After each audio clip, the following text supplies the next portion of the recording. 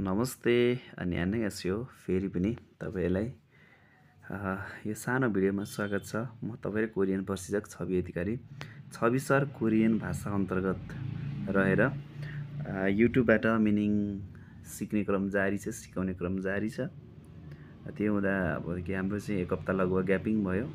धेरै पछि एक हप्ता 10 दिनपछि भिडियो हाल्दैछु।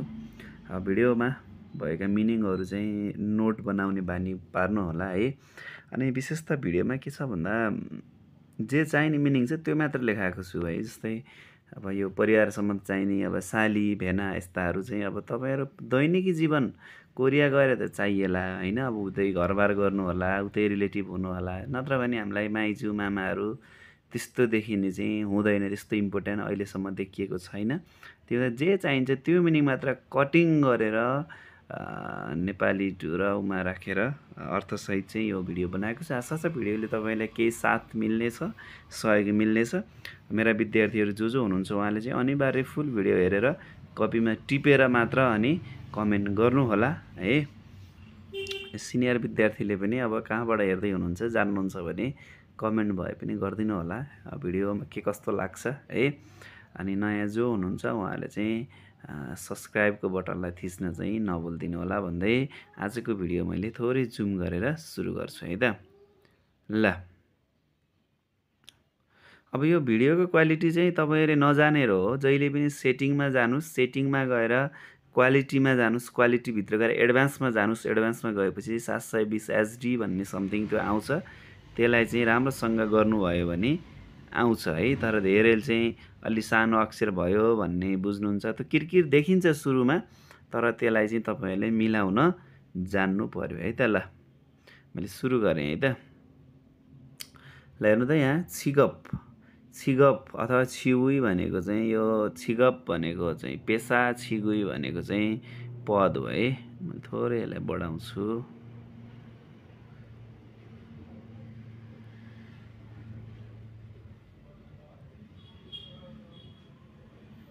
ल अझै जुम गरिदिन्छु मैले। ल एक नम्बरमा छ सबैले जानिरहेको है, सबैले जानिरहेको सनसेङ। अब यसमा चाहिँ प्रोफेसर भन्ने चाहिँ यसैमा निम थपेर चाहिँ एउटा शिक्षकको मिनिङ हुन्छ। त्यस्तै उइसा, उइसा भनेको डाक्टर हो। त्यस्तै खानहोसा, खानहोसा भनेको नर्स हो है।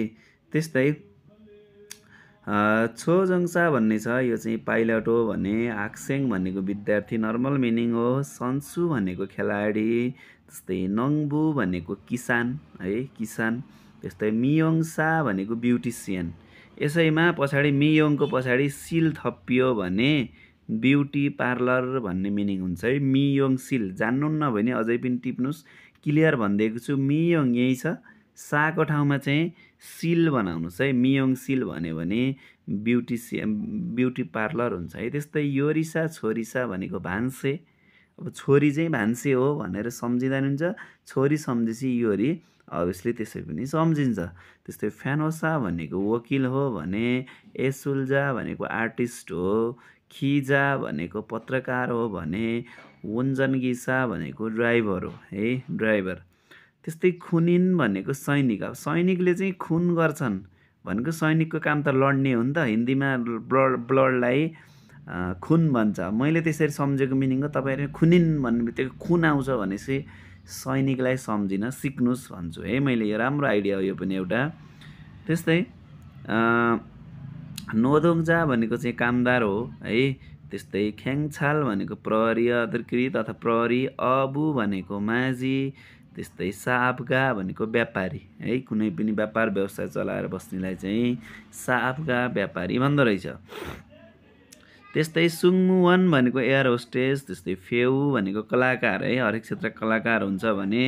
खोङमुवन, खोङमुवन भनेको कर्मचारी। जहिले पनि बुझ्नु होला पछाडिपट्टि वन आउँछ भने यो धेरै जसो कर्मचारीमा लाग्छ। र सिंगल वन भनेको चाहिँ यो कोरियन मुद्रा हो है, कोरियन पैसा के, कोरियन पैसा भनेर मैले पहिला पनि सायद भनेको थिएँ है त।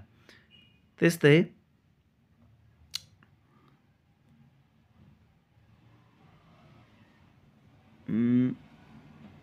ल त्यस्तै छुबु भनेको गृहिणी रहेछ। गृहिणी भनेको चाहिँ अब घरको गृहिणी जान्नुभएको छ। सोबाङ्ग्वान भनेको आगो निभाउने मान्छे, अग्नि नियन्त्रक हो भने ख्वाल्ली इन, यसलाई ख्वान्ड्री इन नभन्नु होला। न लगत्तै पारी र आउँछ भने यसको उच्चारण ल गरिन्छ भनेर हामीले पढिसकेका छौँ। यदि पढेको छैन भने किताबको बेसी किताबलाई फर्काएर हेर्नु होला है मेरो विद्यार्थीले। अरूलाई पनि मिनिङ अथवा त्यो चाहिन्छ भने सम्पर्क गर्नु होला, धेरैलाई आउँछ है।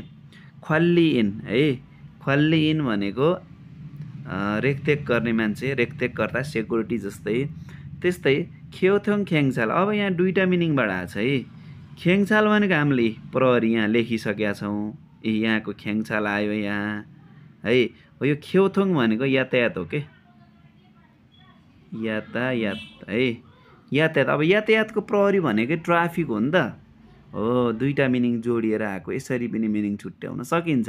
खेओथोङ जानेपछि ख्याङछाल जानेपछि दुईवटा जोडेर चाहिँ ट्राफिक पुलिस है छ भन्ने कुरा जान्नु पर्यो है। त्यस्तै छङसोबु भनेको चाहिँ यो क्लिनर, सफा गर्ने मान्छे हो भने खुल्योजा भनेको प्राविधिक, यहाँ पनि न लगत्तै र आएर ल भएको छ है, नजुक्किनु होला। त्यस्तै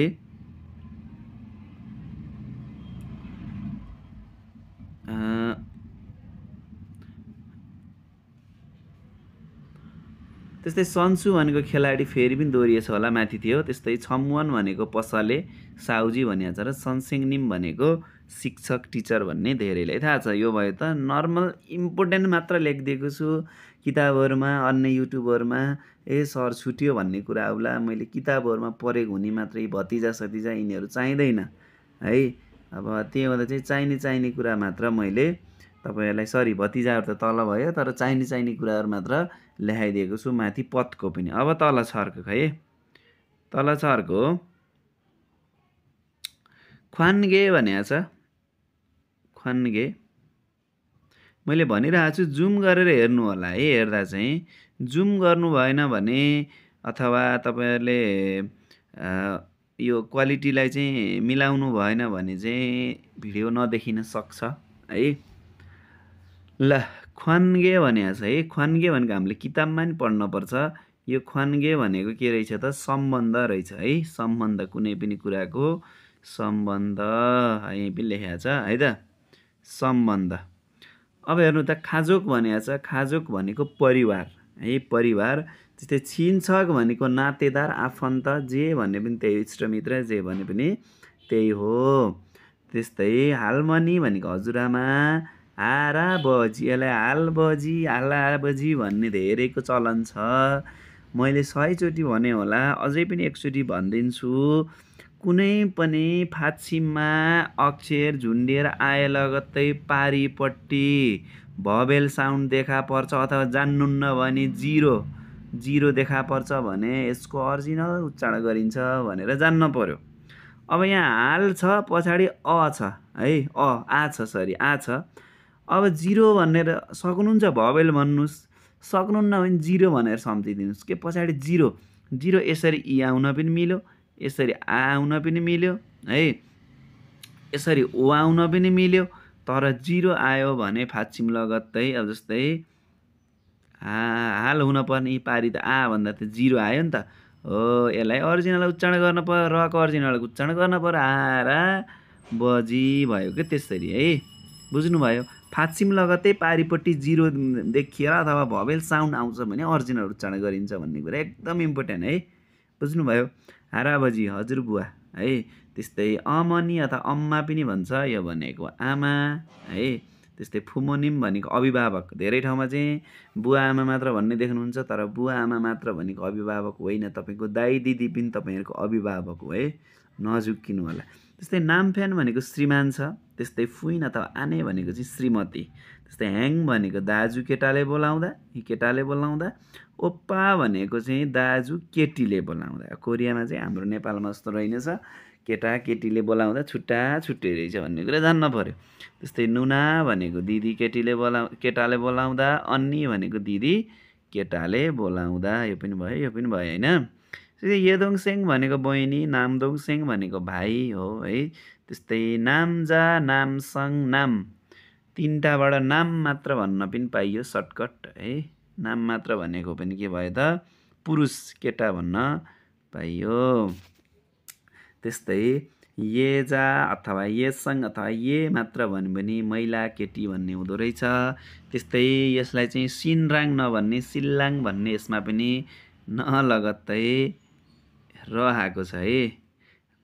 बुझ्नुभयो? सिल्लाङ सिल्लाङ भनेको बेहुला है, बेहुला दुला। त्यस्तै सिन्बु भनेको बेहुली दुलै क्लियर लेखिदिएको छु, बुझ्नुहुन्न कि भनेर दुला दुलै पनि लेखिदिएको छु, पुरुषको ठाउँमा केटा पनि लेखिदिएको छु है।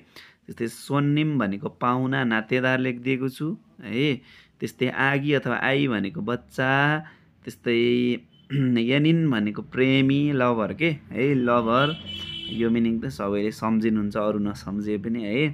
त्यस्तै साराम अथवा इन्गान भनेको मान्छे है, साराम पनि भन्छ इन्गान पनि भन्छ। मान्छे गणना गर्ने तरिका म्याङ पनि हो है। मैले यति सर्टकट लेख्न लाएँ। म्याङ हो एउटा बुन हो। यो पढेको है हामीले युज अफमा नम्बर सिस्टममा। म्याङ पनि मान्छे गणना गर्ने हो, बुन भनेको पनि मान्छे गणना। बुनको अर्थ मिनेट भन्ने पनि हुन्छ भन्ने कुरा पढेको है त। केही कुराहरू ठ्याक्क जानेर हुन्न के, केही कुराहरू प्रसङ्ग आउँदा एक्स्ट्रा जोडियो भने सम्झिन सजिलो हुन्छ है। यो भिडियो बनाउनुको औचित्य नै त्यही हो, नत्र तपाईँलाई फोटो खिचेर पठाइदिए पनि हुने हो मैले। किनकि अनलाइन हुनुहुन्छ धेरै विद्यार्थी, अनलाइनवाला फिजिकलले त सोध्न पाउनुहुन्छ, तर यो मिनिङ भनेको जति ठोकियो जति लेखियो त्यति जानिन। अब तपाईँहरूले मेरा अरूले नगरे मेरा विद्यार्थीले त गर्नै पर्यो है। अरू कुरामा फोर्स गरेको छैन, पढ्न त म फोर्स गर्छु, कापीमा टिपेर ल्याउन पर्यो है। भौतिक क्लास फिजिकल क्लासवाला पनि र हाम्रो अनलाइन क्लासकाले पनि टिपेर पहिला पठाउने, अनि छ्याक्क नोट बनाउने, अनि पढ्ने, लेख्दै पढ्ने है। त्यही भएर यो बनाउने। र यो बिचबिचमा यो यस्ता कुराहरू कसरी भयो, यसको केही सिमिलर मिनिङ हुन्छ कि भनेर यो भिडियो बनाउनुको औचित्य यो हो। र तपाईँले करकापले पनि यति भिडियो त हेर्नुहुन्छ। अब त तपाईँलाई किताबबाट सारेर पनि अर्थ छैन है। जो मेरो आफ्नै किताब हेर्नुहुन्छ, मैले काटेर मिनिङ राखिदिएको छु, यही मात्र सार्नु होला अहिले है। त्यस्तै छिङ्गु भनेको साथी, छामे भनेको चाहिँ दिदीबहिनी है, छामे भनेको दिदीबहिनी। त्यस्तै सामसोन भनेको काका, यसलाई चाहिँ माजी भन्ने। अब यो पनि संयुक्त फाक्षिमको पढाइ हो, धेरैले चाहिँ मादी मादी भन्नुहुन्छ। द लगत्तै द एकचोटि लेखेँ है मैले, D plus E equal to G भनेर पढेको है, जी बुझ्नुभयो। थ प्लस इ इक्वल टु छि पढेको हो फेरि है, छि म सानोमा लेखेको छु, बुझ्नु होला। फाक्षिममा द आए लगतै पारि आयो भने चाहिँ जी भन्ने यही छ। अरिजिनल थ आए लगतै पारिपट्टि इ आउँछ भने छि हुन्छ भने हामीले संयुक्त फाक्षिमको आई थिङ्क नम्बर 2 मा हामीले पढेका छौँ। किताब राम्रोसँग हेर्नु होला है त, बुझ्नुभयो। त्यस्तै माग्ने है, सरी माझी, माझी भनेको जेठो। अब अर्को आयो माग्ने। अब यो एउटा टिकटकमा पनि ट्रेन्ड चलिएको थियो, मेरो गर्लफ्रेन्डले चाहिँ मलाई माग्ने माग्ने भन्यो भनेको, तर कोरियन भाषामा माग्नु भनेको, माग्ने भनेको चाहिँ कान्छो हो, मायाले भनेको हो माग्ने भन्दै एउटा ट्रोल पनि आएको थियो। यो मिनिङ सजिलो छ है, अब यसरी सम्झिने। माग्ने भनेको कान्छो रहेछ है। त्यस्तै आइदुल भनेको केटाकेटी है समूहगतमा, र आइदुल भनेको आदुल भनेको छोरा, ताल भनेको छोरी। अब छोरी चाहिँ तालमा जान दिन हुन्न है, डुबिन्छ। छोरीको माया गर्न पर्छ भन्ने सम्झिनुहोस्। त्यस्तै आबजी अथवा आप्पा भनेको बुबा। अमनी छुटेको हो र यहाँ, त्यस्तै लाग्यो मलाई। अमनी भनेको आमा है, छुटेकै भए पनि अमनी भनेको आमा माथि रहेछ है, ल छुट्या रहन्छ। त्यस्तै एउटा यहाँ चित्रद्वारा मैले थोरै चित्रलाई यसो हेर्नु होला भनेर मात्र हो, यो अरू केही होइन। हेर्नु त, हाराबजी हजुरबुवा, हालमानी चित्र अनुसार चिनिया छ है, ग्रेनमा इङ्ग्लिसमा भनिया छ। अब ओइ हाराबजी, ओइ हाराबजी यो पनि त्यही अर्थ लाग्यो। आप्पा भनेको बुवा, अम्मा भनेको आमा, ह्याङ भनेको दाइ, त्यस्तै ना भनेको म र दोङसेङ भनेको बहिनी भन्ने अर्थ लाग्न पर्यो है। यसरी तपाईँहरूले यहाँ भएको कुराहरू जान्दिन पर्यो है, बुझ्नुभयो। यहाँ भएको कुरा जान्दिन पर्यो है त।